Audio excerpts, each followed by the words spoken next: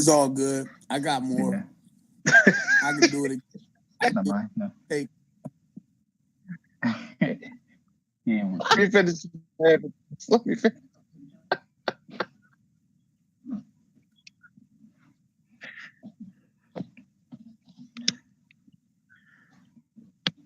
So that one actually goes to the home,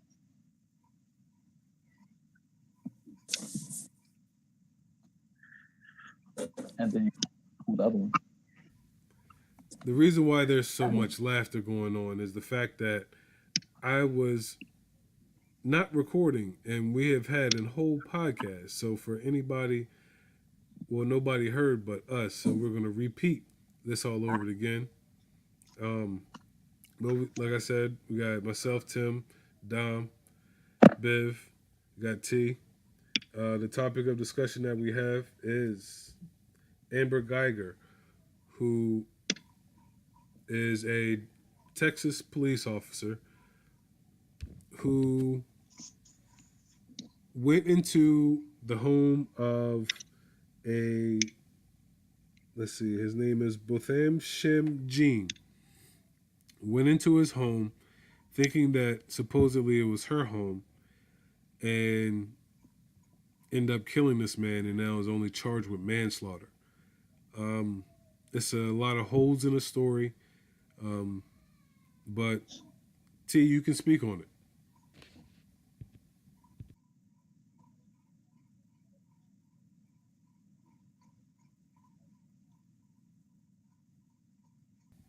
Again,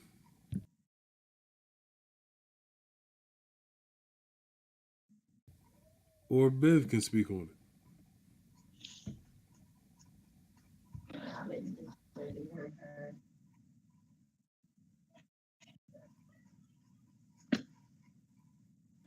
Tamar, you there? I'm here. Do you hear me? Okay. So I'll speak. Um, so the I'm gonna take two different approaches on it. I'm gonna take a really black person's approach. It's like um, I felt it felt like okay, once I get home, I'm safe. Yeah, I mean, it felt like I know my wife every time because we live in where we live. She always say, do the speed limit. Um, make sure that you're not on your phone. Make sure you're good when you're out there in your car. So that way you don't get pulled over because things can happen to you because of where we live. Um, now it's like, okay, I'm not safe at home either. Yeah, I mean, so it makes it feel like um, they are they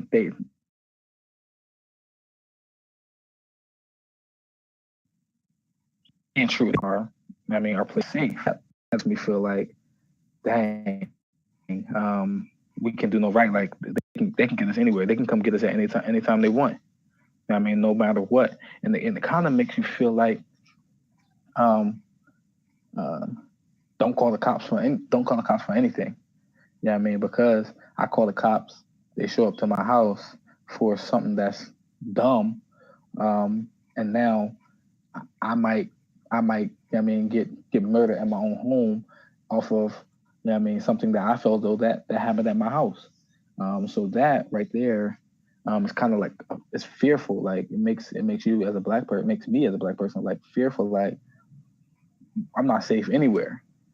Um, Regardless of her reports, and I know T and Biv they'll talk about that.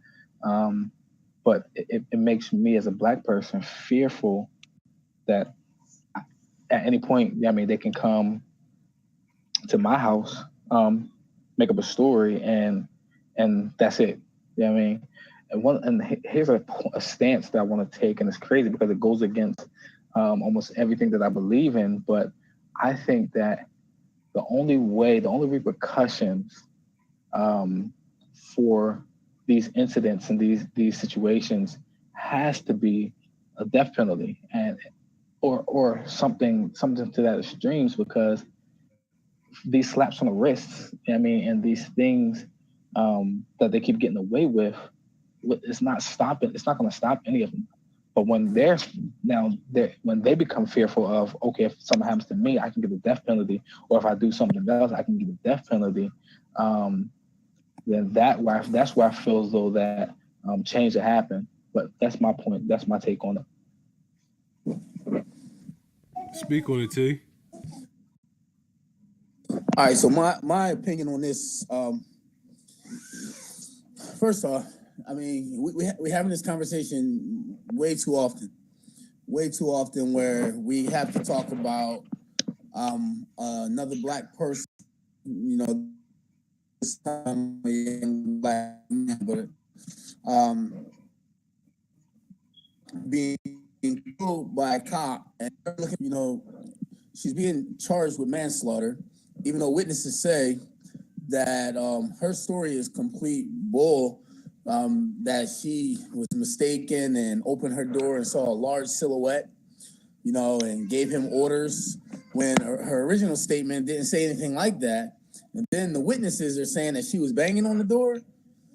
Like, you have actual independent witnesses, excuse me, at least two of them saying this, and it contradicts her story, but she's, excuse me, only being charged with manslaughter. One, two, I don't believe in the death penalty, to not to go against Dom, but I don't think, if I did, I don't think, you know, with deterring these things.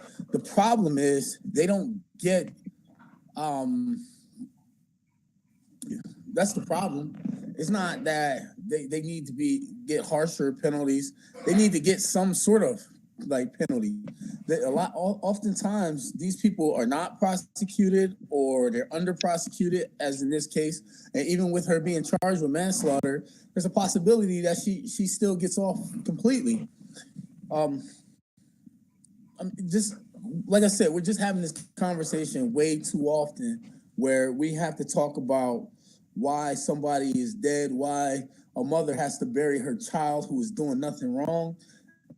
And there was no, I saw his hand go in his waist. I didn't know it. At home, minding his business, when someone banged on his door and he wound up dead. That makes no sense to me. I just can't wrap my head around it. You know, I can't. I'm sitting at home right now. I'm in the house with my kids. Somebody bang on my door right now. Like, should I be armed just in case? You know, a cop comes to my door. Should I be ready to defend myself? Right. And do we really having that stance against our police, who's supposed to protect and serve us? Like, it makes no sense to me. No, it doesn't add up to me as well. My point, I'm sorry. My point earlier, someone kills someone, they are tried and convicted and given a sentence that is fitting of the crime. When these things happen with police, even when they're tried, it's like it's just something that they do now to appease us so that we don't go crazy. Reality, they keep that there's no value placed on our lives because no one pays a penalty for it. There's no penalty to pay if you just kill a random black man, random black person in general. Yeah, one thing I don't understand is it, like you said, it's been two conflicting stories.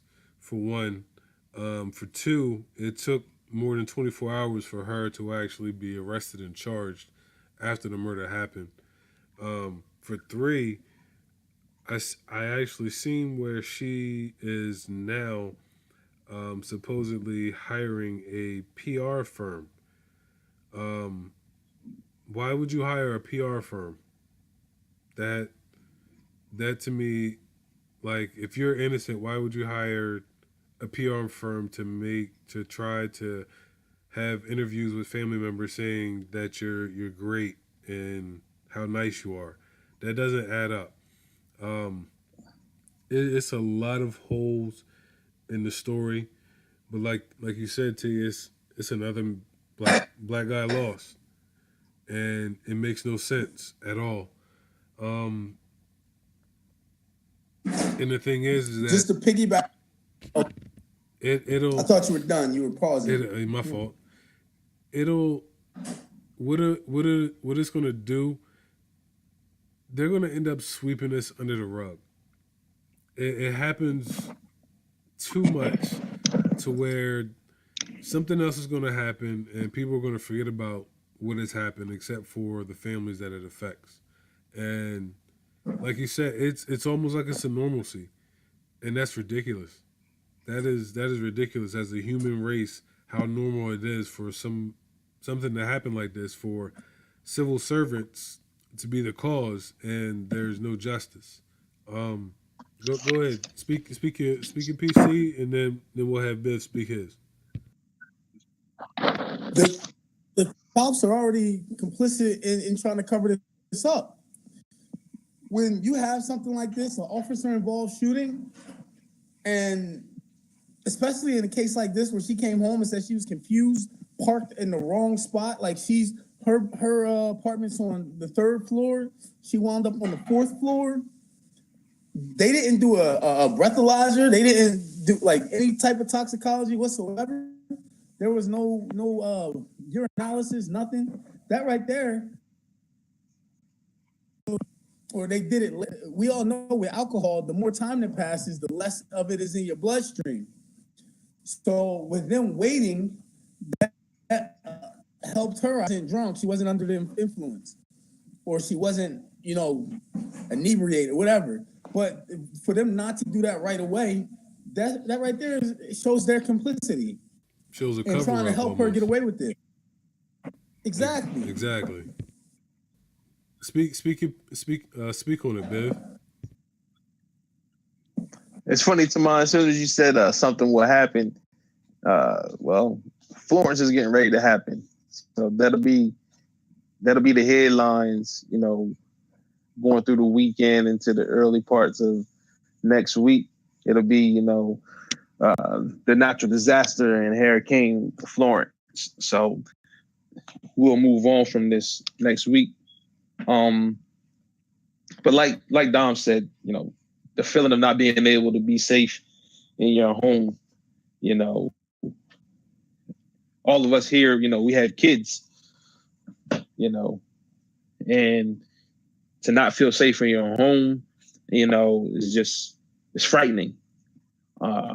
Not everybody, using, owning guns and possessing guns within their home, but it may be time to change the way that we think about that because of situations like this. And like, I don't even want to get into her stories. It's just crazy to think like those type of excuses would fly. Like, I know I couldn't give either one of those stories and not be charged with 1st-degree murder myself, but that's neither here nor there. But it's just a scary time. Just imagine if it was reversed though. If he had the gun and she didn't, same guy, you know what I mean? And she's a police officer, and she comes to the wrong door, ends up at the wrong door, and then he shoots her. How does that narrative? Premeditated. Is it premeditated? Oh man, Premeditated. They going. Oh. Yeah, they're gonna get him. They're gonna slam him. And the thing, and go ahead, Biff. No, you good. The thing, I just want to make it clear, I do not believe in the death penalty. But the crazy thing about this is that something has to happen. And I heard T say some action has to happen. Well, if they get locked up, right, and they put them in a place, they can't put them in general population. They're gonna get murdered in there. Yeah, I mean, so they're gonna set it up to where they are in a safe place. Which again, how does that really show us as people that there are consequences to your actions. You know what I mean, they're not even in a place with the other murderers. They're not in a place with the other criminals. You know what I mean? Um, I think, like I said, whether it be the death penalty or whatever, there has to be an example. There has to be something that says, okay, if I take this black man's life, I have to fear of these repercussions. You know what I mean? There has to be something that's put in place. But like I said, to piggyback off your point, I believe, man, if the roles were reversed, and I'll say this, even if he was a black cop and there was a white woman, he would. I don't. I don't think he would have got manslaughter. I think he would have got first degree. Um, but that's another time for another day. You know what I mean, I just think that there has to be something, man. There has to be something different. There has to be something that's changed because at the to piggyback off what Bibb said, if I have a gun and now I hear a bang at my door and I go approach the door with my gun drawn, and this cop comes to the door, and now that gives them probable cause. He had his gun out. You know what I mean? So it's just too many things, man, that that can happen and that probably will happen because I think the justice system is flawed. Overall, this situation, I mean, it has I'm became. real loud. What was that? They go Prince. Go. Go. Thank you. And you're touching me. Come on. Be respectful. Hey, What the? that's Angie. I know who that is. What? Mhm. But what I was saying was, it happens all too often, and this is Oh, you want the narrative is that something needs to change. Will it? Time will only tell. Um, but pretty much what Biv said. Whoa. Pretty much what Biv said is with Florence coming, it's going to get swept under the rug. And will this come up again? We'll see. But for now, we spoke our piece, and we can just pray for the best outcome. Just hopefully that happens. But on a lighter note, this weekend has been full of football action. Some input. Do you guys want to do college first? Do you want to do NFL? What do you guys want to do? To college, man, since it was Saturday.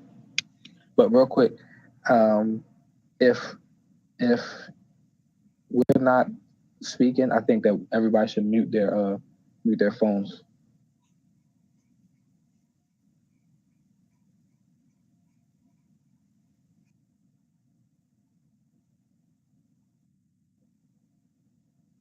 You want to go college? Yeah, yeah. I said we might as well do college. You know what I mean, started Saturday. That starts off the football weekend. All right. So let's see. Top 25. Couple couple things have changed. I think all of our teams won. Michigan won. Penn State beat Pitt handily. Um, who else was there? Clemson had a Bama. close game against Texas A&M. Do they look like the second best team?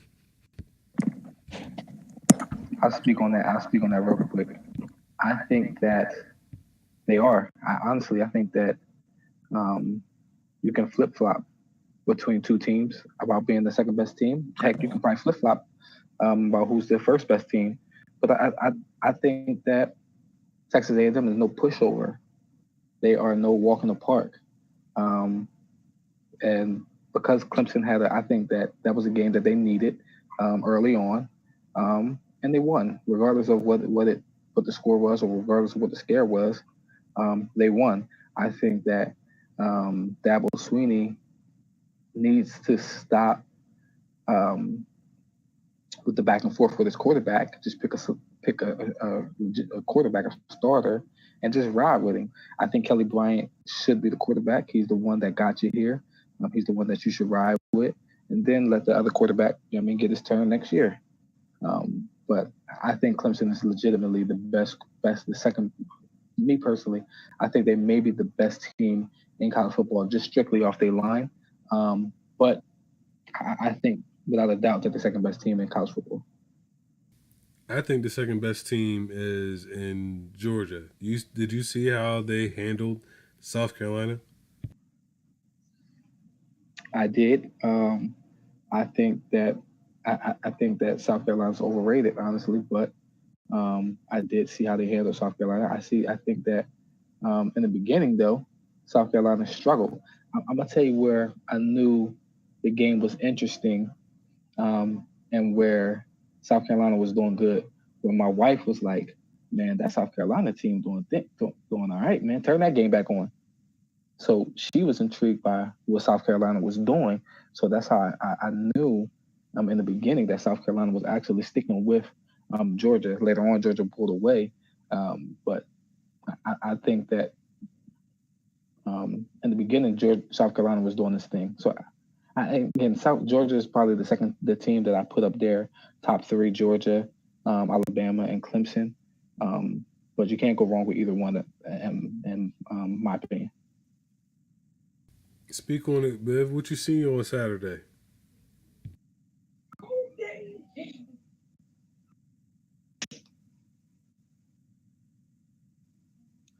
I didn't think Georgia would blow South Carolina out like that. I just didn't expect it. I thought they would play a little closer. I did expect Clemson, however, to blow out A&M, just because new head coach, Jimbo kind of in limbo or whatever. But you see flashes between the two teams. I do agree with Dom about the quarterback situation in Clemson. I think he just needs to ride Kelly, let the other kid just wait, or when games get out of hand, you can throw him out there. But I disagree. I think right now, I hate to say it, I really do hate to say it, and maybe they'll prove me right this week with a big win over TCU. Don't you do but it. I think Ohio State might be the second best team in the country. Whoa. Don't you? I want to talk about that. You soon, did so. it. You did it. I do think that Ohio State might be the second best team in the country. They got a chance to prove it with a win over TCU. If they can go and beat TCU this week on the road, but I just think that they overall they have a complete team. I'm not saying that Georgia and Clemson don't, but so far from what I've seen, man, Ohio State looks really, really good, just as well as the other teams. Why, Bev? Why? What? Be honest. I appreciate you. Why be honest? I appreciate the honesty. I had to be honest, man. I said I hate to do it. Listen, real quick.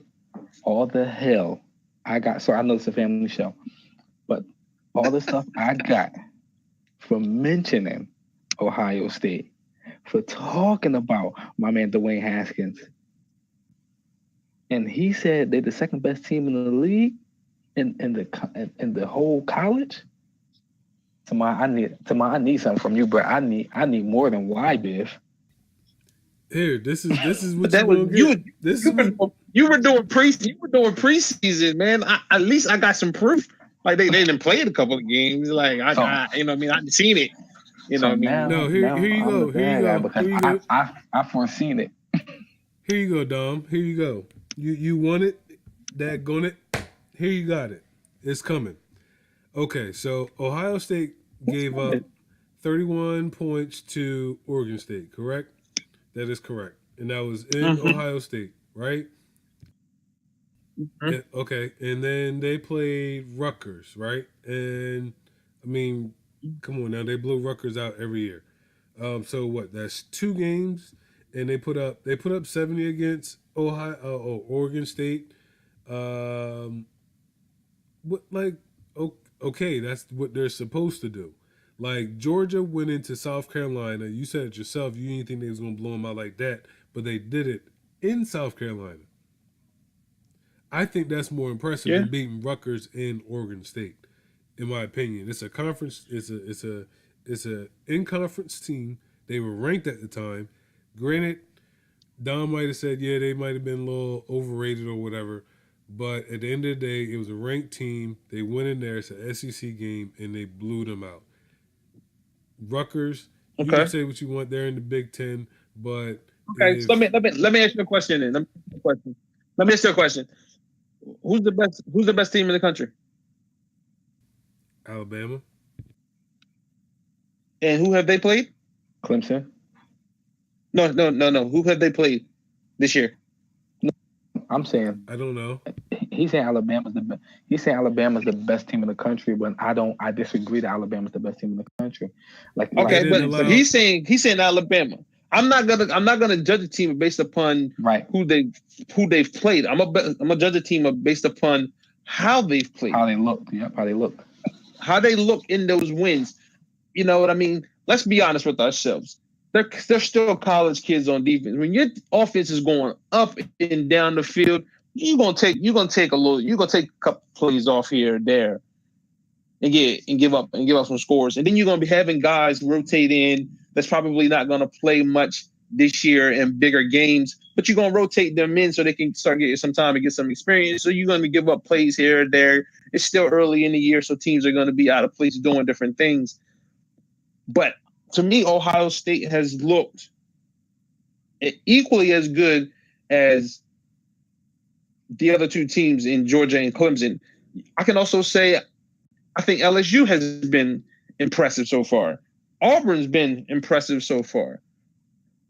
Like there's a lot of teams, but I'm just saying that to me, just based on the eye test, Ohio State has looked like they could possibly be the second best team in the country right now. That's all. That's it. And I'm I'm not saying that they get ready to be world beaters. I'm not gonna say they're gonna be world beaters and they're gonna run through this team and that team. I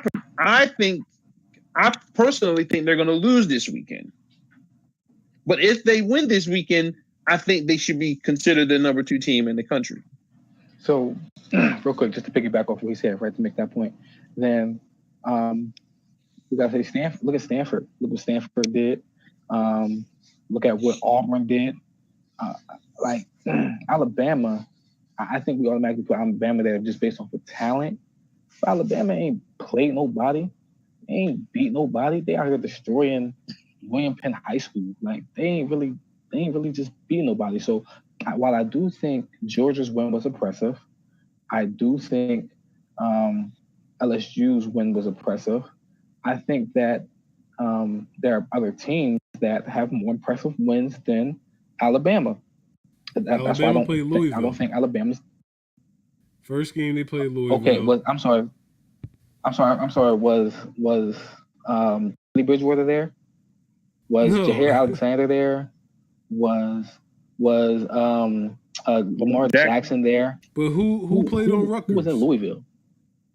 Who played on Rutgers? Like, listen, I'm okay. But we're debunking your point, son.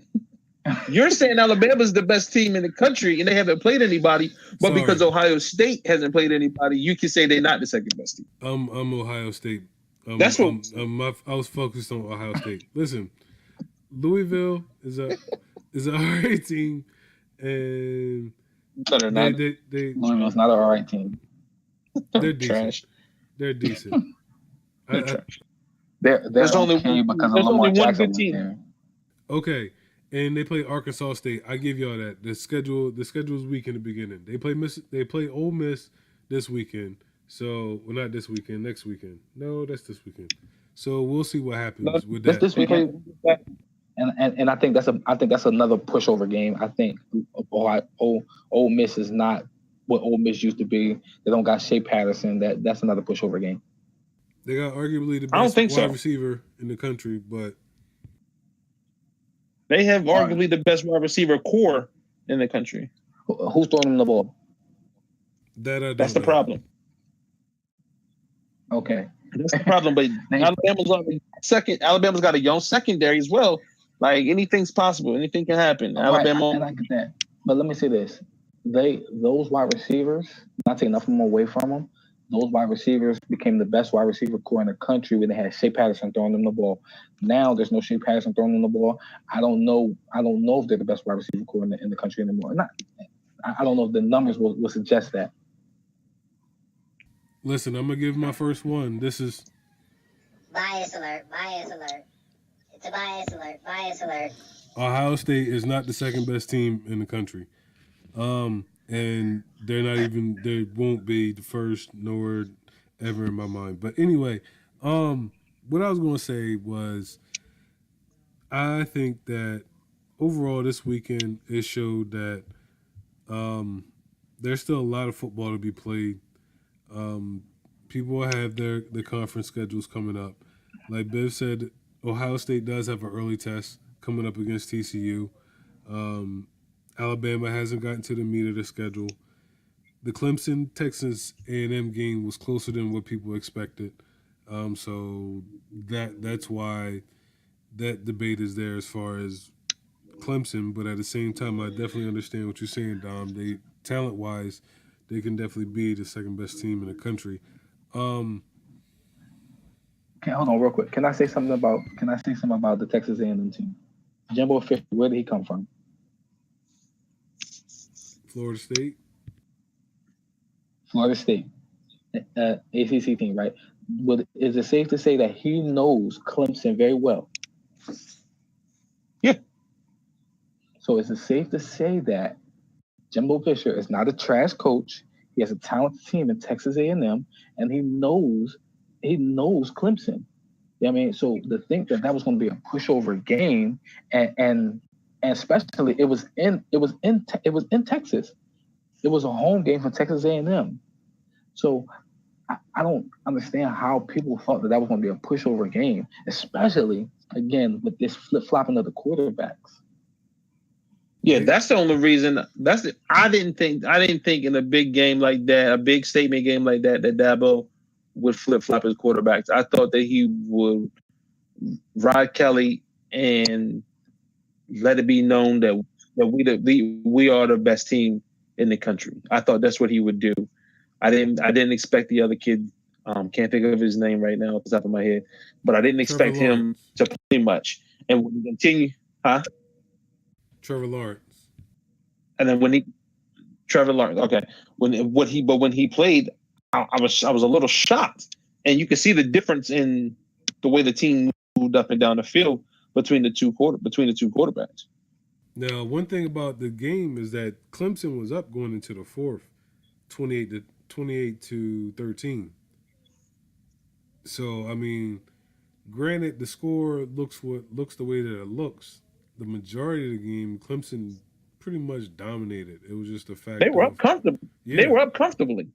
Yeah, they had control of the game. It was just the fourth quarter, and I mean, playing on the road, you know what I mean, crowd getting pumped up and whatnot. I can definitely see how the final score says something.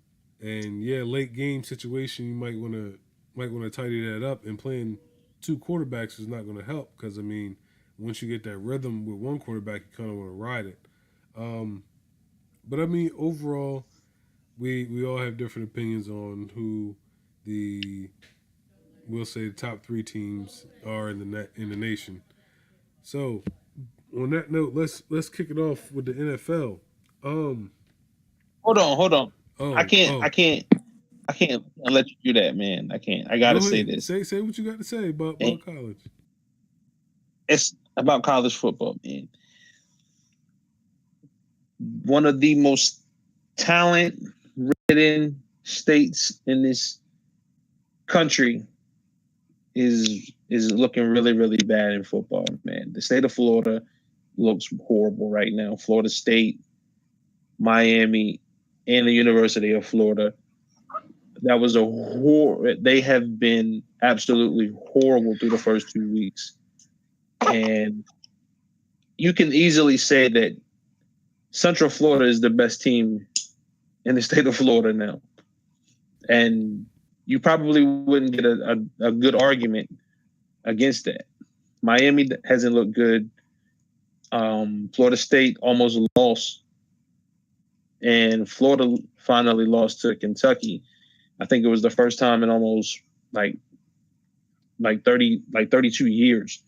That was the first time they lost a game to Kentucky. Like, that is embarrassing for a state that just continuously, is just it's a recruiting dream.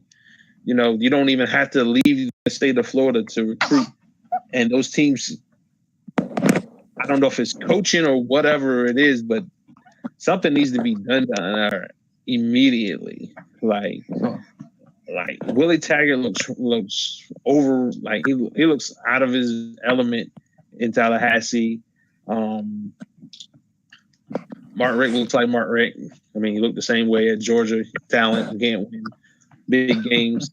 So that's not really that shocking. But man, I did not expect those three teams to just lay eggs the way they've been laying eggs through the first 2 weeks. So that's my. I couldn't resist. That's good because I wanted to speak on that right before we left. Let me get mine. Then you speak yours, and then we can go to the NFL. It's funny that Bill said that because what I actually found out this weekend is that the best team in North Carolina is North Carolina A&T. And I'm not joking. I know I'm a MEAC, HBCU through and through, but if you do the chain, right, North Carolina A&T, their first game, they beat, I think it was Jacksonville State, which is one of the top teams in the FCS. And they beat ECU, East Carolina University, at home. In ECU, at their stadium. North Carolina Tar Heels went into ECU and lost when they were favored by 16 points to that same ECU team this past weekend. The way that North Carolina A&T played that team, I definitely know while watching both of those games. Don't ask me why I was watching North Carolina A&T versus ECU, but I seen that last weekend and the weekend before, and this past weekend when I seen North Carolina play ECU. That was hilarious to me that the best team is North Carolina A&T Aggies in the state of North Carolina. So shout out to the Aggies, man. Go ahead, Dom. You think they're better than NC State? Yep. Okay. So real quick, I ain't gonna piggyback too much off of what Bill said about Florida. Who the heck is Sanford? That's all I'm gonna say. Kentucky, really? And and I don't know what's happening. I don't know what's happening in Miami. But I do want to say we can't talk about college football and not talk about Herm Edwards beating Michigan State. Yeah, I mean, You're right. I think that was huge. I think that was a big win for Herm, and I think that Jawan may have been on to something when he named Herm as one of his top 5 best coaches in college football. I think that win is overrated, man. You had guys on Eastern Standard Time playing at 11, starting the game at 11 o'clock at night. I want to talk about Houston. If we saw with Houston, like I put the boy the quarterback from Houston, on my Heisman watch because of how good he was on Sunday. Ed Oliver did his thing, but with the boy, his name, Daquan, I forget his last name. I think he put his team on the map, man. I think that he can have, if they can keep winning and keep balling, that he can put his name in a hat, and then next year he may be able to take off. Listen, that Arizona State game versus Michigan State, I feel what you're saying, Bev, as far as the time frame, because I thought about that while watching the game. I was like, yo, for one, why am I still up watching this game? But I actually realized the reason why is because of the boy N'Keal Harry. Yo, that boy's a monster. He's a monster. I realized that I remember seeing a play that he did against the team that they played before. Don't know who they were, but they blew him out like 48-14 or something like that. But he caught on the sideline, cut back, went upfield, he changed field and took it to the house. Like I want to say it was a screen or it was a little out. Either way, he was on one side of the sideline, juked a couple players, and was out, yo. And this dude is 6'4", 215. And I seen what he did to Michigan State corners, and not saying that they all that, but I'm saying that he's legit. He's definitely legit, and I enjoyed watching him. And I ended up falling asleep before the end of the game, but I definitely enjoyed him where they was trying to double him where the other wideout he got off. I think he had a buck receiving, but N'Keal Harry he's legit, man. And I like the quarterback too. I forgot his name. I remember this quarterback silent. Yeah, the quarterback silent. He's like they was telling this story or whatever. It's a very inspirational story. Yep. But we've spoke our pieces on the NCAA. Quick question. Okay. All right. Guess not. One more. Is Kevin Sumlin in trouble in Arizona, man? This is what I'll say. I think. No. I think 0-2 against two teams he should have won. He should beat, bro. Well, nothing. No, that Houston team he should not have beat, bro. They were favored. They were favored, but Houston has the best player in college football. And like I said, the ball from Houston, man, that quarterback showed off. He should listen. I take Khalil Tate out of my Heisman race. Well, they should have put him in there because he. I think Arizona should have at least been in the game. It shouldn't have been that big of a blowout. They should have. They should have, but man, did you see what Ed Oliver? Is the Aaron Donald of college football right now. He's the Aaron Donald of college football. Blown off of him though, man. Like that's. But what can they do? Listen, did you not see? Did you not see Ed Oliver? Did you not see my man? Yeah, I see. You're the real deal, bro. The hype is real. The hype is real, but right, like he knew, like Kevin Sumlin knew that going in, and he didn't even playing for it.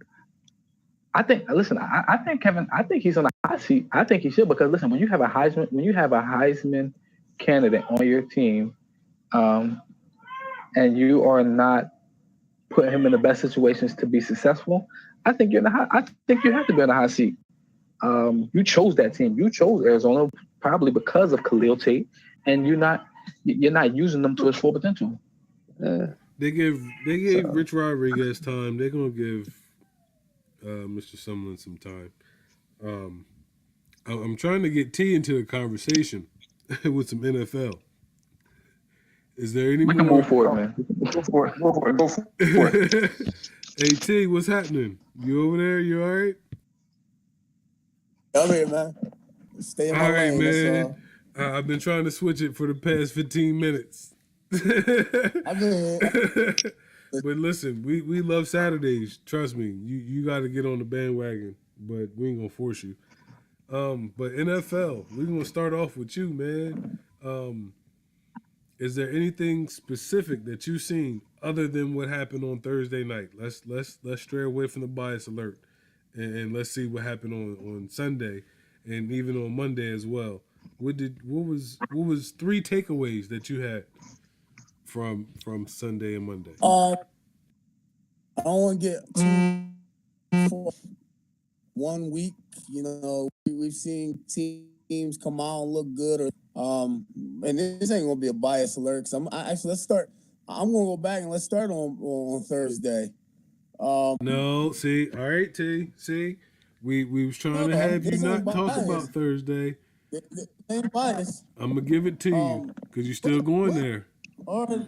Bias alert. Bias alert. It's a bias alert. Bias alert. All right, go ahead. It's not biased. That's I don't know what the Eagles are doing right now. One, for them to be a defending Super Bowl champion, I mean, the defense played well, but the defense, what we saw last year in the playoffs from Nick Foles, he was playing at the highest level. He was playing at the highest level he played at in his career, and we ain't see that, in the preseason. He looked better week one. I'm just hoping that either he can look better this week coming, and get better progressively, or Carson Wentz comes back soon. Now, the other takes I had, this is what I said. I don't want to get too far ahead of myself, but I don't know about y'all, but the Jets and the Browns look like they for real. You know what I mean? Like we were all like the Browns wouldn't surprise any of us because we all been watching them. We see all the talent that they have, and we knew that there was a possibility that they were going to compete a little bit. I don't know about them they're gonna win some games this year. But the Jets, they came out of nowhere. Like they look for real. Sam Darnold looked like he knows what he's doing. Like he don't look like he needed a red shirt. He looked like he was ready to go. Hey man, them Jets upset me because they picked off Matt Stafford 4 times, and I have him on my fantasy team in another league. So that kind of upset me. I turned off the TV after the second quarter. What do y'all think about Khalil Mack? Other than that dude right now, he looks like the best player in the league. So that was gonna be one of my takeaways, man. There's a reason why they paid that man. So what the heck were the Raiders thinking? So I know with both, I can speak on both sides really. So Khalil Mack, to me, single-handedly beat the Packers, and Matt Nagy single-handedly beat the Bears.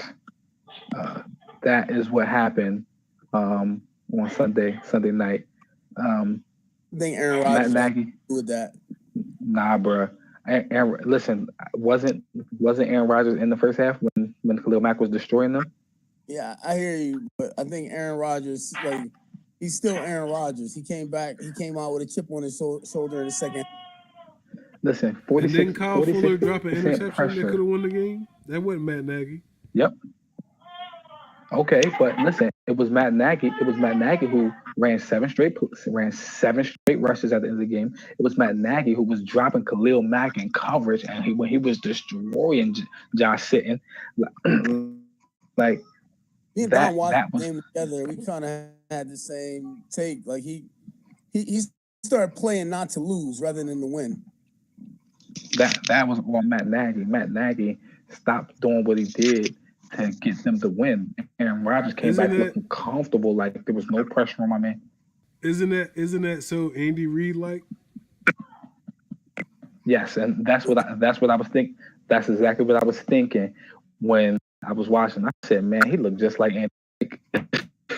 Like, bro, you was destroying. Don't do that no more. Who don't do that no more? Andy? But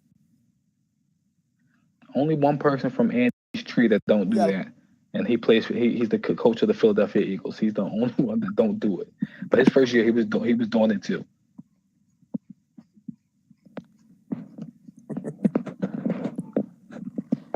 Matt Nagy gave the Bears that win. That's one of my takes. Now, I'll say this. The Rams defense to me didn't look as dominant as I thought they would. I thought that they was going to go in here and destroy the Raiders. Has a defender ever won MVP? Not that I know of. I guess that could be a research topic that we figure out. We'll rewind that when you need them. Oh, He's a research guy. I'm sure the defensive linemen never won MVP.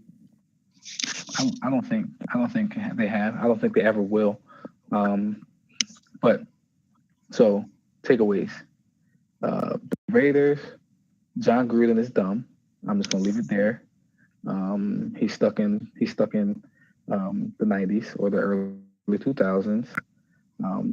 Another takeaway is I think it's gonna be tough. I think I think a lot of the injuries injuries going to play a big part this year. I think we've seen that early on. I do think that Tom Brady will hit a wall at some point, but I'm just going to talk about this Nate Peterman, man. This boy, how did he get an NFL job? How did he get a job in the NFL? And if he keep the Bills will have to fire Sean McDermott. They have to sell the team. Like, this boy looks terrible. I feel like I can go out here and play defense against him. The ball looks terrible. 5 passes. The ball completed 5 passes. He had 24 passing yards. 24 passing yards. Like, what was he thinking? He didn't learn from the first time he played, my man. One thing I'll say is preseason can be hype and it can be overhyped because Nate Peterman looked like a good quarterback in preseason. When them lights come on for real, he looked like, I don't know what the freak he looked like. But that's I feel my takeaways, man. I'm gonna piggyback. It's just mind-boggling. I'm gonna piggyback off of that, Dom. Let's talk about that game in general. The Bills and the Ravens. The Ravens won 47-3. Josh Allen came in. He was 6 for 15 for 74 yards. Nate Peterman, 5 of 18 for 24 yards and 2 interceptions. Leading rusher had 31 yards on 6 carries, and that was not LaShawn McCoy. That was Marcus Murphy.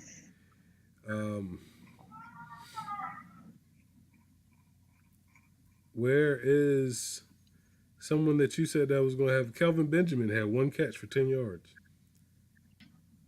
Yeah, Nate Peterman was throwing them the ball. But he said Cam wasn't accurate though. That he wanted to come play Cam wasn't accurate? He said Cam wasn't accurate, so that's why he wanted to play with an accurate quarterback. He ain't never played with Nate Peterman. That's why. If he'd have played with Nate Peterman last year, he would have prayed his way back into Carolina. Now, Joe Flacco was 25 for 34, 236 with 3 touchdowns. Lamar Jackson had some action. He was 1 for 4 for 24 yards. The leading rusher was Kent Dixon, who left the game with an injury. He had 44 yards on 13 carries. Willie Snead had 4 catches for 49 yards, led the team in receiving.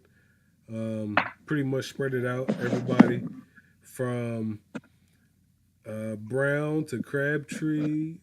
Allen got 5 catches for 15 yards. So it looked like, for the most part, the Ravens are the Ravens legit, or the Bills just is trash? I'll say this on the Ravens. TBD are trash. The Bills are trash, bro. Outside of, and I thought the Bills was going to be solid, but again, with Nate Peterman, I say the same thing about, I just say they had 12 in the box. They had 12 in the box with Nate Peterman, bro. They didn't give a freak about his arm. They don't care about no Nate Peterman. Did you say 12 in the box? He doesn't scare them. Yeah, He 12 in the said box. 12 in the box, and it's only 11 out. 11 players plus me out there. Like they don't learn. They don't care about no Nate Peterman. They don't care. He don't scare nobody. And again, to piggyback, like Calvin Benjamin had no catches. Yeah, because they don't care. They don't care about Nate Peterman. They are here just blitzing my man from every which way. Yeah, you know what I mean, and the only real weapon that they thought that they worry about is Shady, which clearly they focus on with him only having 22 yards rushing. Like, you know, forget about no Nate Peterman. I think that what's name had they had a top 10 defense last year. The Ravens had a top 10 defense last year. And Joe Flacco got some new toys. But they also went up against, I don't know, outside of Trey White.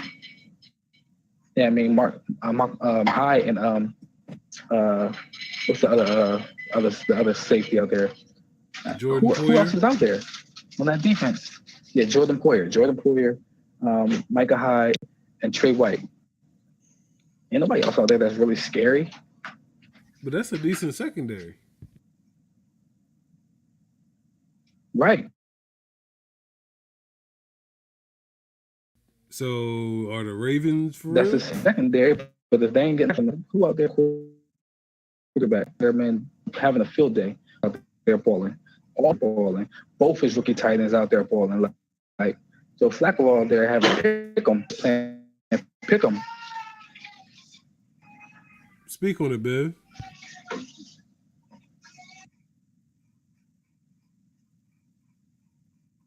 I'm not gonna get too excited about the Ravens' performance. They were, after all, playing against Nate Peterman. I expect the defense to continue to play, you know, top 10. That was even without Jimmy. Flacco looked good. I think Crabtree is a better version of Steve Smith as far as a possession receiver, you know, especially with Steve Smith being at the end of his career. So he's an upgrade. Willie Snead, he's almost like a forgotten man in New Orleans because he was hurt. But prior to being hurt, he was putting up numbers with Drew Brees. And then John Ross, like speedster, stretched the field. Flacco got a big arm. It was rainy and nasty on Sunday, so you didn't really get to see Joe really stretch the field like that. But I think the Ravens would be okay. Running game didn't have to do much with the big lead, but it'll be interesting when they play against some more formidable opponents and see how they handle with the running game and if they're going to do a running back by committee. So there's still questions there. Buffalo, I'm just mad. Like, I thought they were going to be better than that. But as soon as I heard that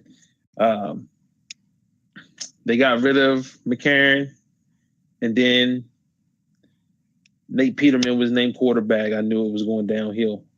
So not really shocked about that outcome on Sunday, even though it was a blowout. I didn't expect a blowout, but I did expect the Ravens to win. You want my takeaways now, or? Hold on, real quick. On that, real quick. Can I say something real quick about that? Nate Peterman has probably completed. He's probably completed.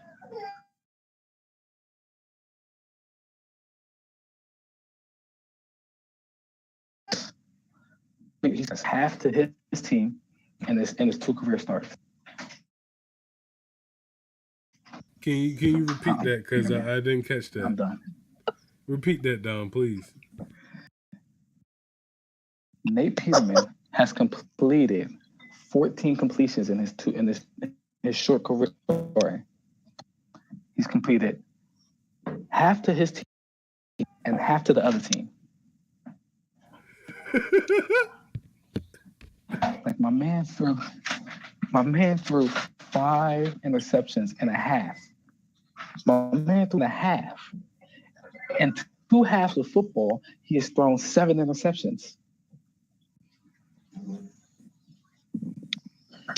And Nick Foles once threw 7 touchdowns.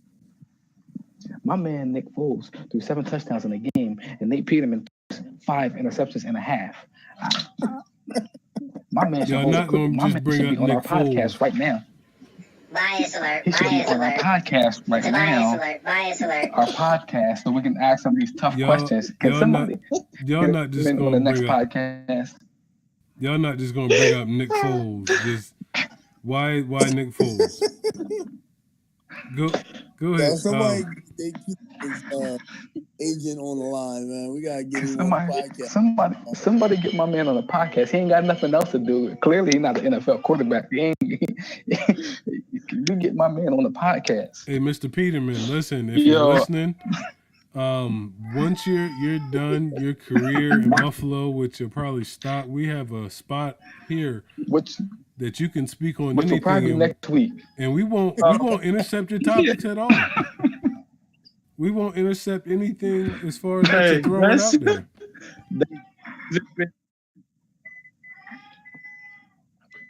That's Kaepernick Exhibit A in court in the collusion case. Like, yo, I know I'm better than this guy, man. Like, facts. How he still in the league? And we can't say that Cap gonna bring this entourage with him, this bad aura. Because Nate Peterman, listen, everybody and their mom talking about Nate Peterman. Everybody. I'm questioning the owner. I'm questioning Nike. He got the same pictures on the Bills that Marvin got on the Bengals, man. Yo, wow. Biv, go ahead with your takeaways, man. Oh, my takeaways. Oh, I'm getting ready to be harsh. I'm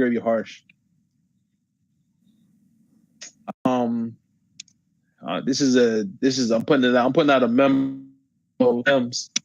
Do not draft an Alabama running back.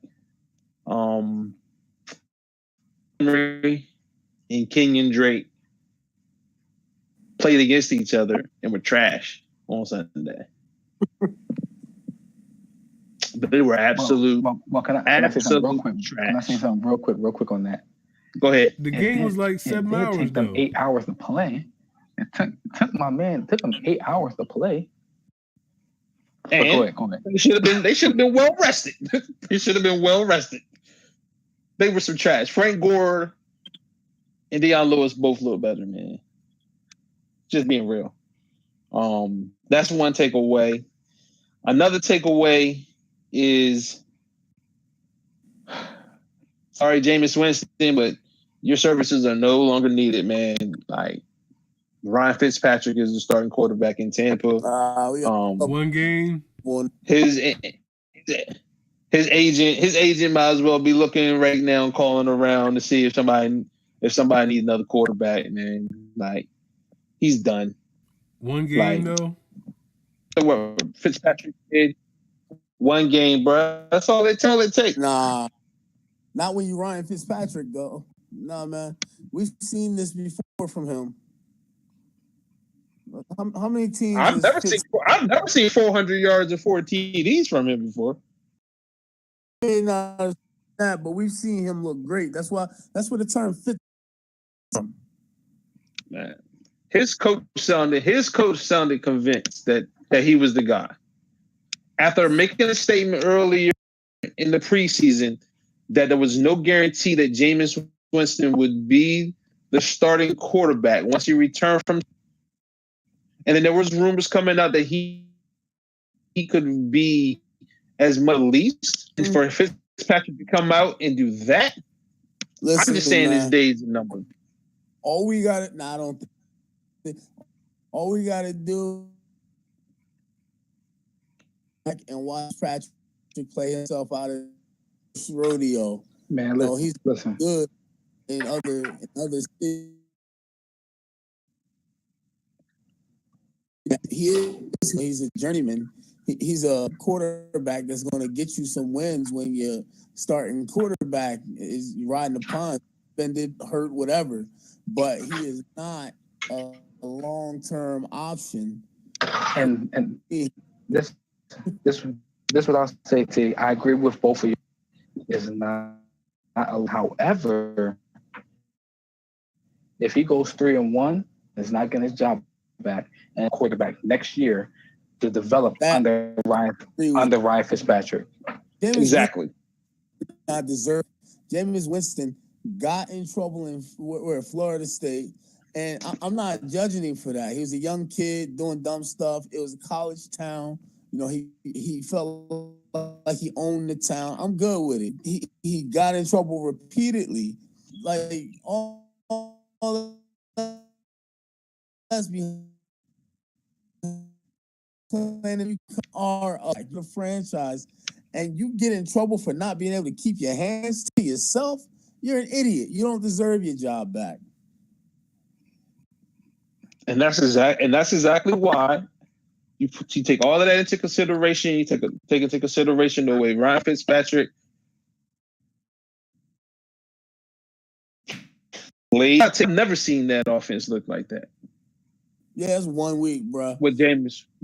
Hey, I'm just saying.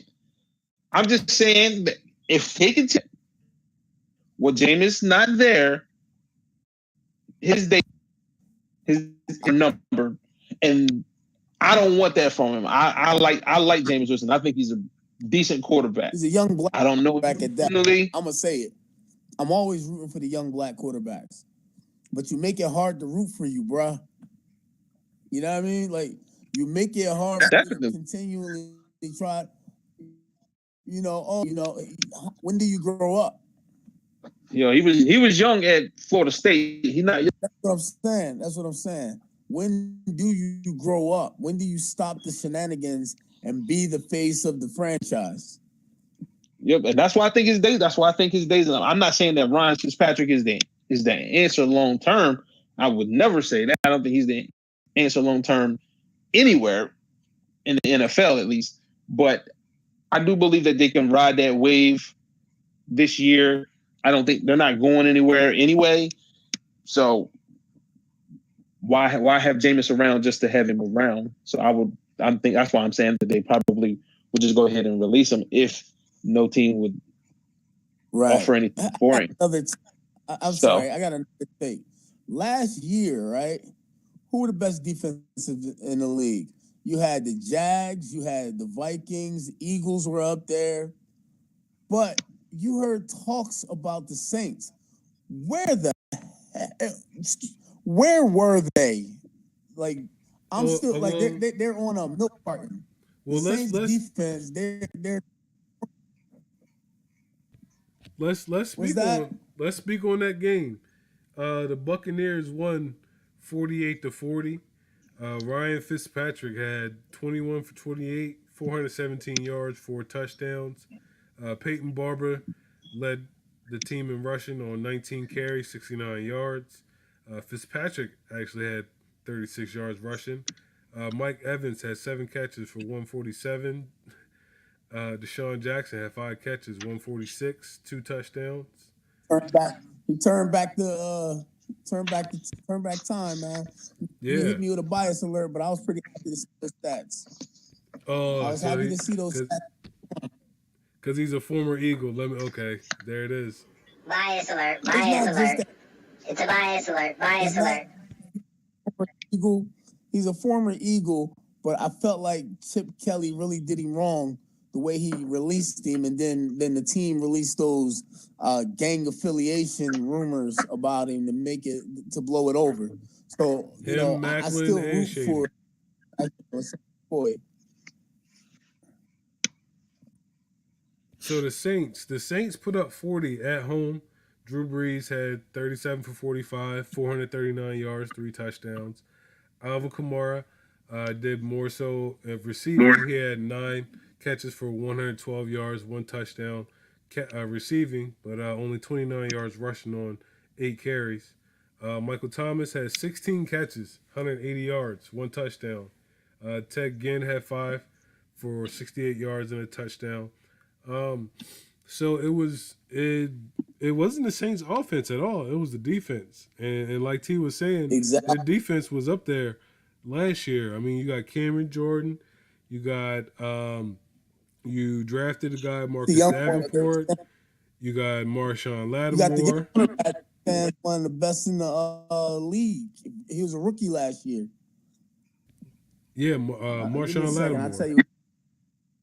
Yeah, last year rookie, and he was one of the best corners in the league. They were arguing that he might be up there in the top 3. Where was he?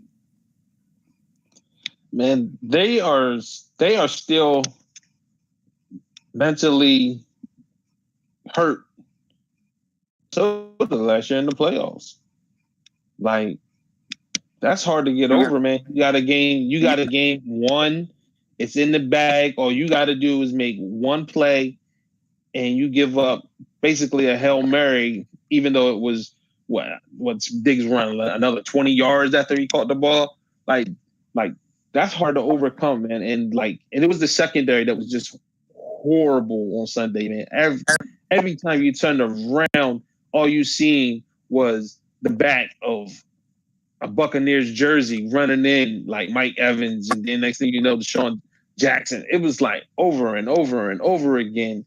And I'm just sitting there like, are you kidding me? Like they haven't even shown up. They It was kept look like playing man. 7-on-7. They kept playing man. They didn't switch anything up.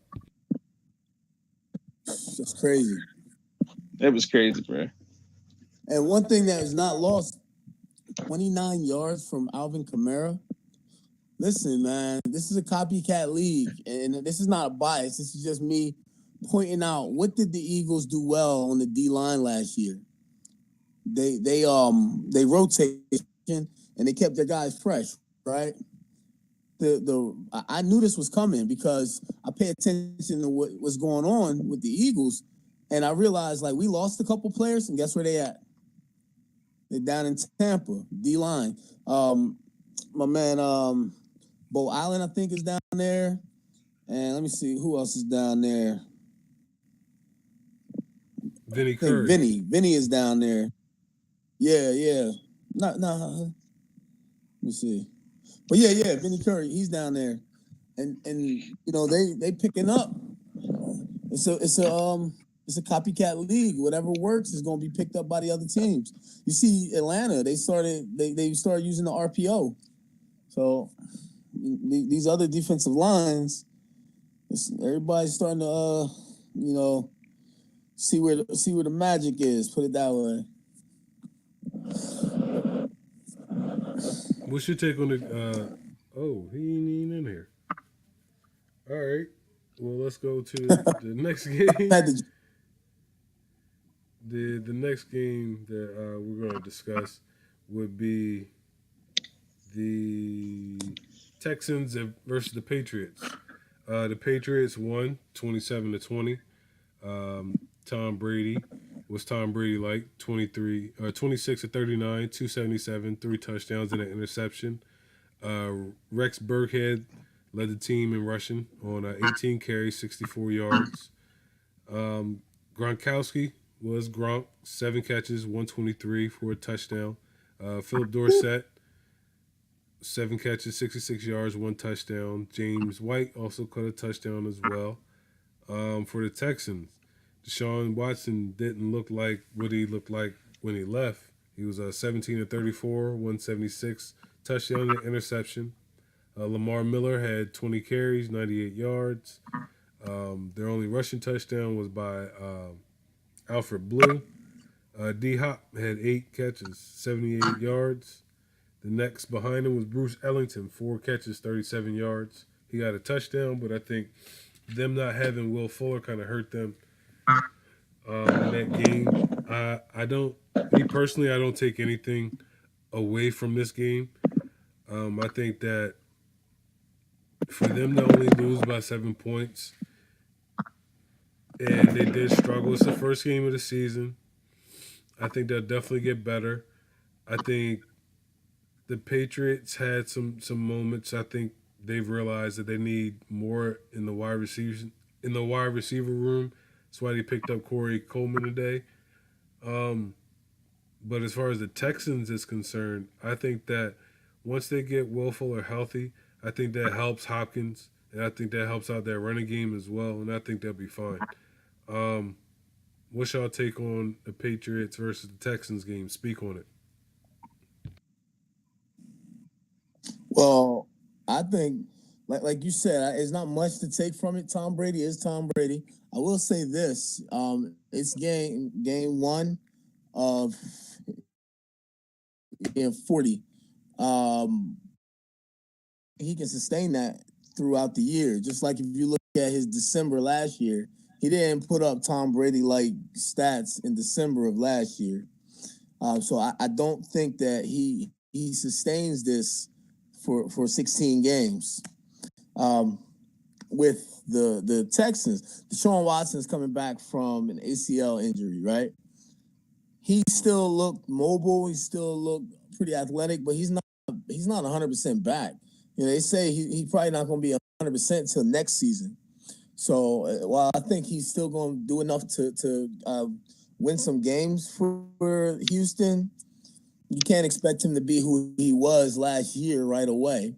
But what I do expect is with Lamar Miller having Deshaun Watson being back and him being a threat and being athletic, that's going to open things up for Lamar Miller. If you look at last year's stats, Lamar Miller's rushing yards dropped significantly when Deshaun Watson went down.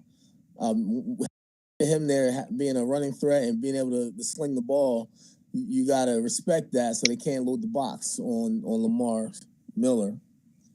So, it's a tough game. It's a tough test for your first game back, especially coming off an ACL tear against Tom Brady and the Patriots, Gronkowski and all the weapons that they always have.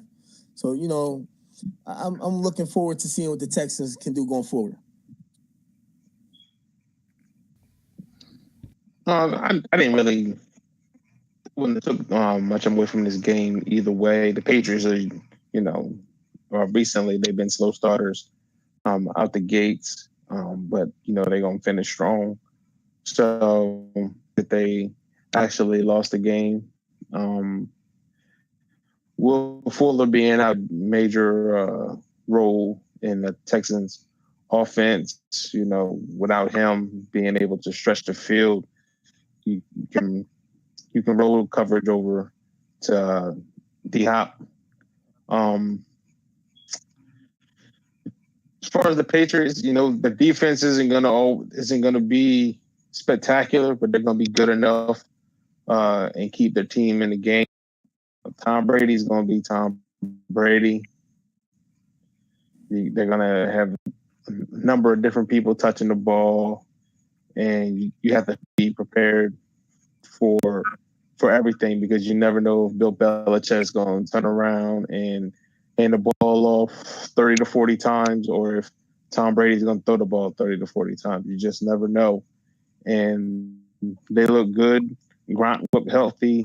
So Patriots were the Patriots, and the Texans, they're going to get better because just as much as, we can talk about Deshaun Watson coming back from injury, you still have guys on the defensive side of the ball for the Texans as well coming back from injury. So I think they'll be really good going forward.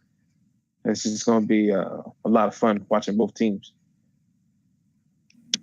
Patriots versus Texans, Dom. Speak on it.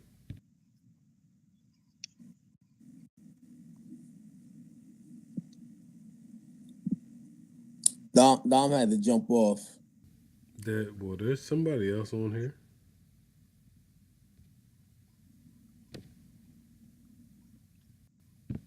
All right, so I guess not.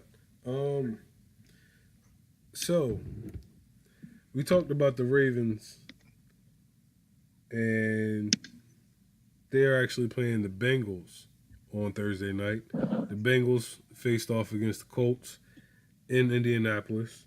The Bengals won 34-23. The Red Rocket, Andy Dalton, had 21-28 for 243, 2 touchdowns and an interception. Got Joe Mixon, 17 carries, 95 yards and a touchdown. Looked like he could be definitely a number one back. AJ Green has 6 receptions for 92 yards and a touchdown. Joe Mixon also caught 5 balls for 54 yards. Mr. Luck had threw the ball 53 times and completed 39 passes for 319 yards, 2 touchdowns, and an interception. Jordan Wilkins, he led the team in rushing with 40 yards on 14 carries. The top target was Mr. Jack Doyle with 60 yards receiving on 7 catches. Ryan Grant led the team in receptions with 8, but he only had 59 yards. 2 touchdowns came on a big play. One from T.Y., another from Ebron. Out of this game, I'll speak on it. As far as this, I picked the Bengals to win this game. I think that the Colts don't have much on defense, and for the most part, they hung in there. But it looks like this game was actually indicative of what's going to happen to the Colts season.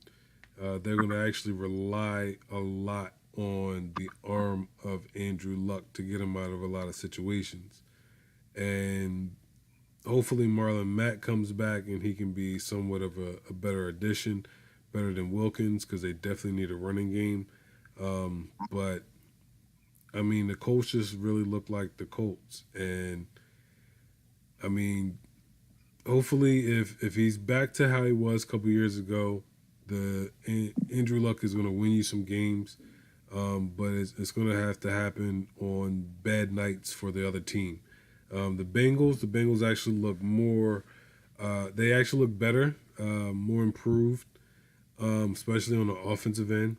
I think they have a decent running game. I think that Joe Mixon he's legit. I'm not going to say he's top 5 anything, but he's a decent running back for what they're trying to do. I think that their tight end, Eifert, if he stays healthy, then that team could be very competitive coming down the stretch. I still see them being a season away from being better, but I don't really even see the talent even to say a season away. I just think that they'll just be very competitive, and they showed that. And I think they'll beat the teams that they're supposed to beat and be in the games versus the elite teams. But Bengals versus Colts, speak on it.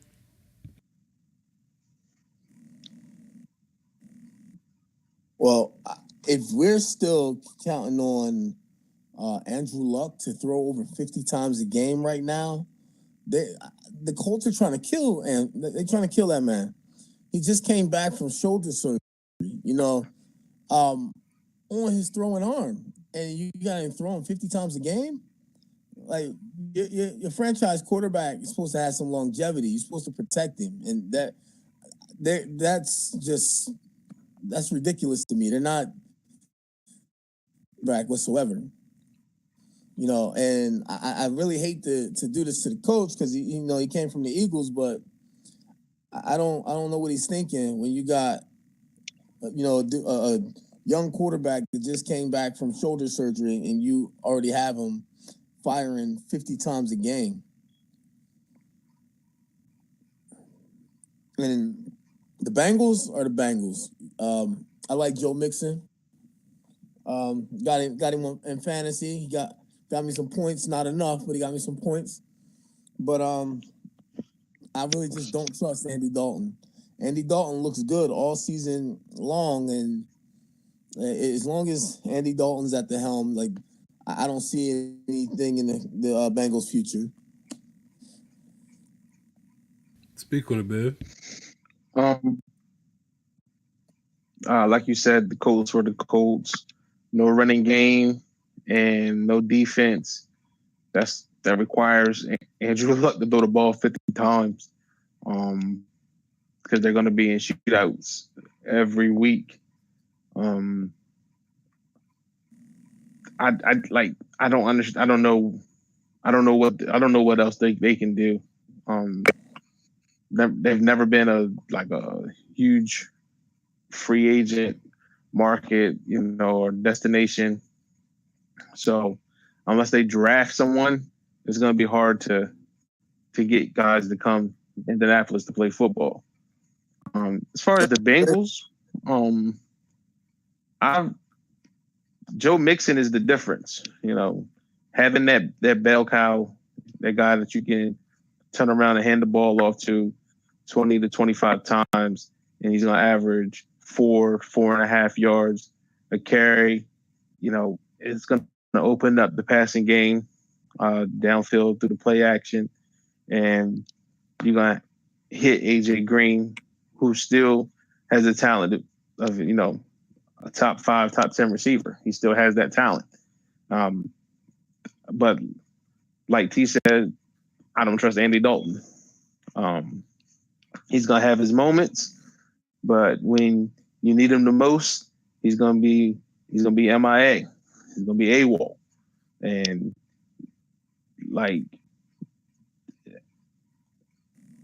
how does Marvin Lewis still have a job? I just can't get over it. I can't talk about the Bengals without asking that question, man. But anyway, he won. But I'm not going to draw too much into it because the Bengals can look good this week and look like trash next week, because that's just who the Bengals are. Speaking of up and down performances, let's talk about Blake Bortles and the Jaguars and how they won 20-15 and beat the New York Giants in New York. Blake Bortles was Blake Bortles, going 18 for 33, 176 yards, 1 touchdown, 1 interception.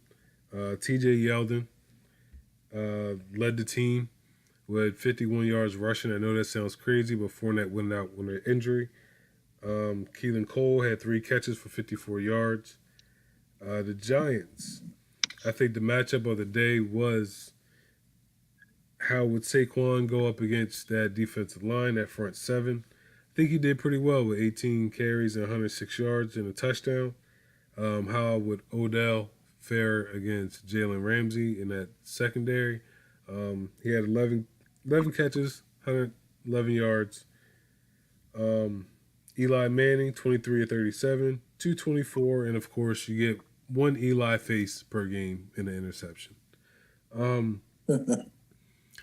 I mean, I took out of this game that the Jaguars played the way that they're supposed to. Rely on your defense, rely on the running game, and just ride that, and just hope that Blake Bortles doesn't mess up in the fourth quarter. And defensively, me and Dom had a conversation off air about the matchup between Odell and Jalen Ramsey, and how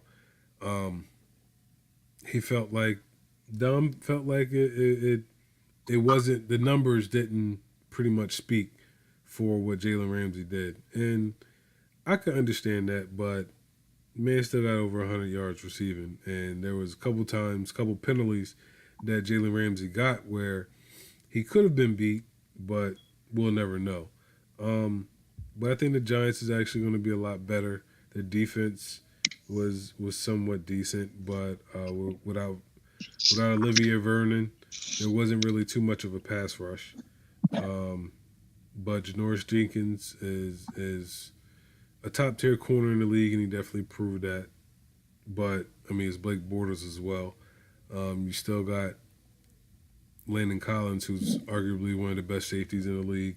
So I just think that this game really didn't tell too much of who they were from last year. I just think that it was just more so a coming out party for Saquon Barkley, and the Giants would be a lot better with a running game. Speak on it. Jags versus Giants. Well, Saquon is for real. That's first thing. I gotta say that. Like that, he don't look like a rookie. Put it that way. He averaged almost 6 yards a carry. That's crazy. In his debut at that. I saw one play where I'm trying to get the play down, but I'm gonna move on. But anyway, he averaged like six yards a carry. And as far as Jalen and OBJ, listen, all 106 yards don't belong to Jalen Ramsey. No, because I won't give him. They move him around. I won't say that. I won't say. No. I was just saying that there was when they actually matched up 1-on-1. Hold on. Let me finish giving Jalen a pass. This is what I'm gonna say to that. No, 6 yards don't belong to Jalen Ramsey, but Jalen Ramsey opened his mouth and was running his mouth. It's just like Jalen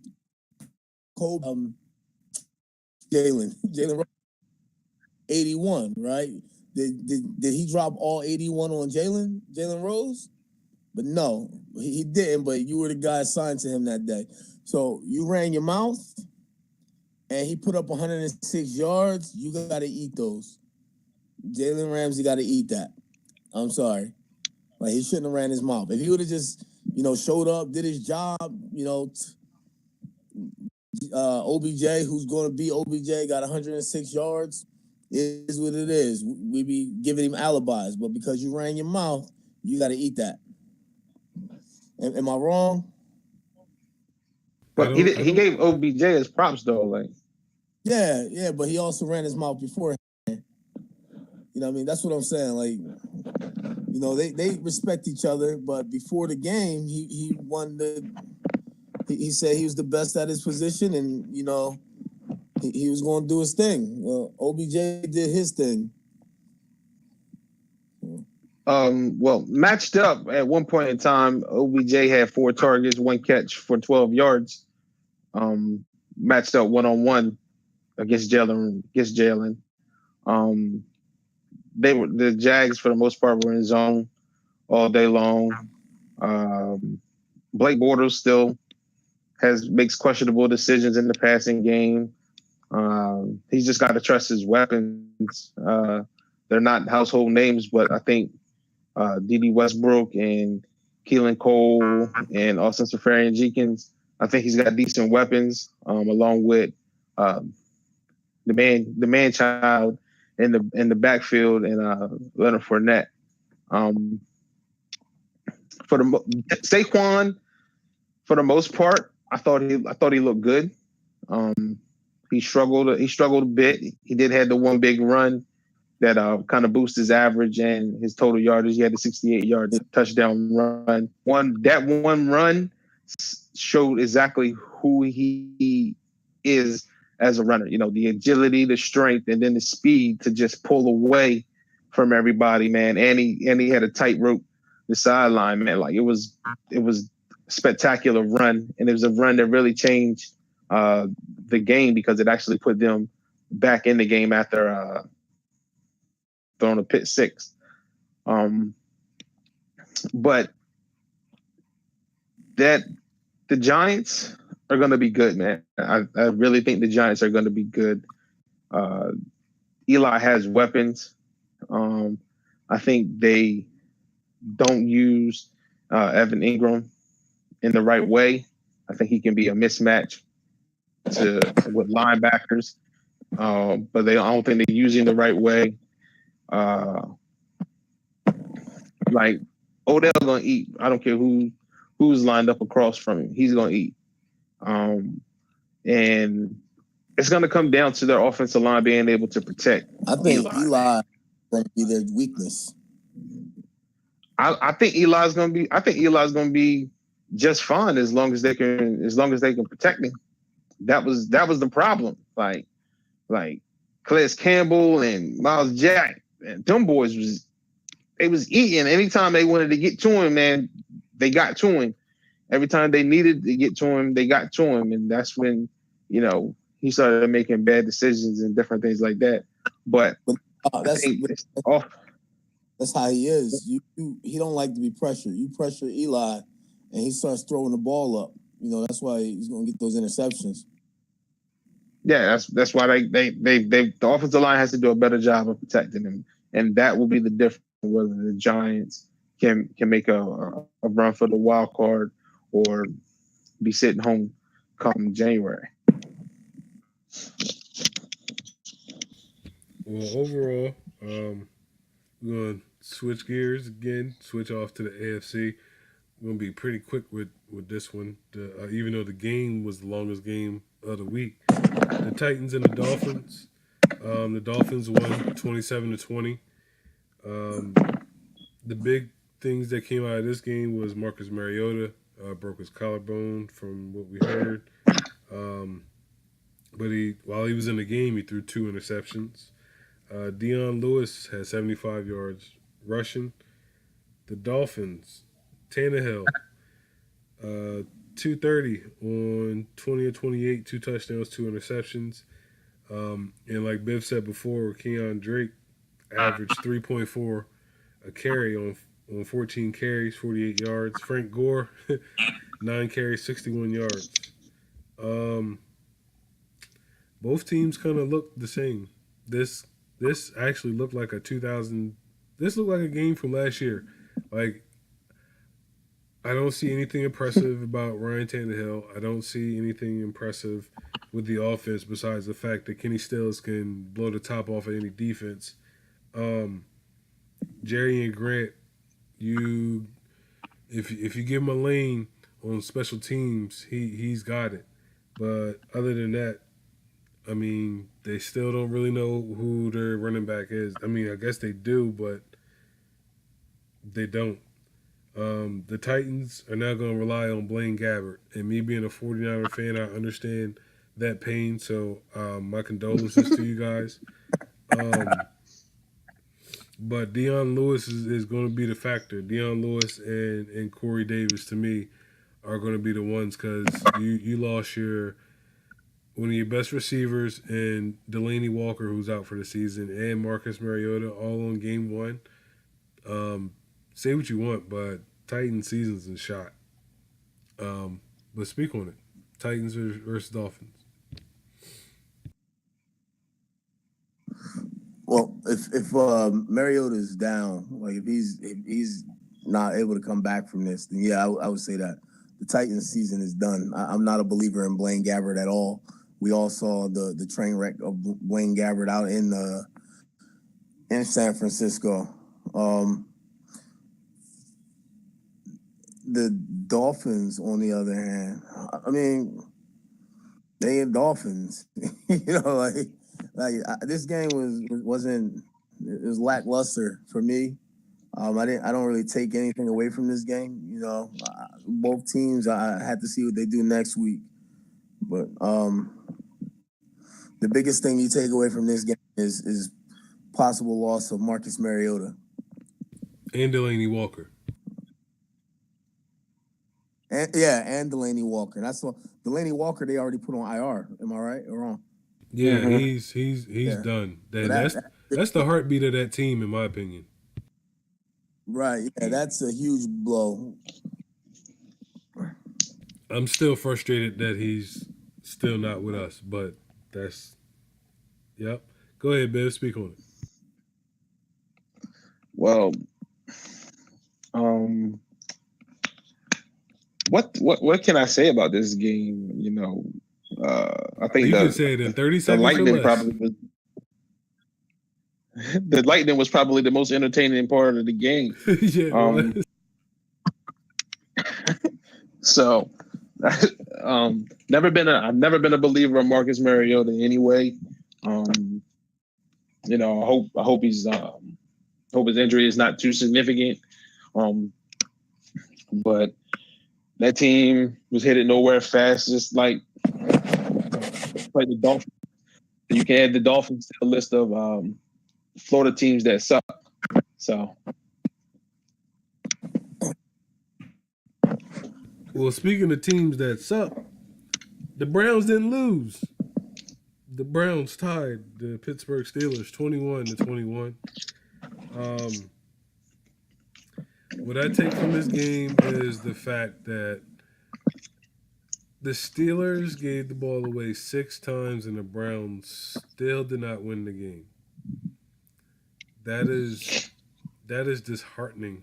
But at the same time, you didn't lose. So as a Browns organization, I think things are still looking up despite the performance of Tyrod Taylor, however you want to say it. It could have been the weather. We'll see. Come week 2 when they play in New Orleans, if I'm not mistaken. But their running game I thought was going to be better, and it wasn't. I thought the addition of Carlos Hyde was going to help, but they still looked like the same Browns for some reason. I know Josh Gordon, he only had 3 targets. 1 was a touchdown, was his only catch. But I expected more offensively, and it didn't get that. Defensively, the Browns it's where it's at. And Denzel Ward, he proved that number 4 spot, being drafted number 4. Pittsburgh Steelers look like if Ben Roethlisberger can just throw 2 interceptions or less in a game, they can win. And they might have a replacement for Le'Veon Bell. If I were them, I would trade him for 2 number 1s, keep Connor and try to keep this thing going. But Steelers and Browns, speak on it. Let's not forget that Myles Garrett got a bogus call, that led to a Steelers touchdown. The league actually came out and said that he shouldn't have been called for that roughing the passer that put them in position, the Steelers in position to get a touchdown. So, let's remember that when we think about the score 21-21, how different it could have been. If they didn't score off of good field position from a bogus call.